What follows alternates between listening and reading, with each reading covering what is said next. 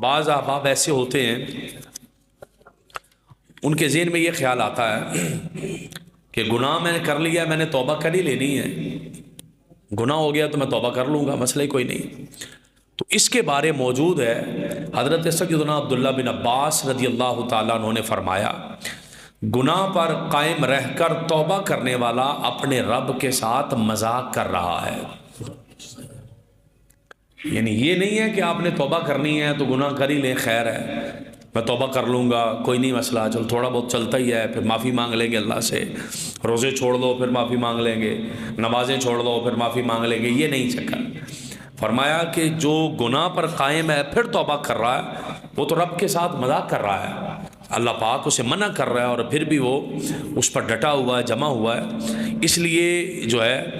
کوشش یہ کرنی چاہیے کہ اکثر توبہ کریں، اور اکثر ہی رات کو سونے سے پہلے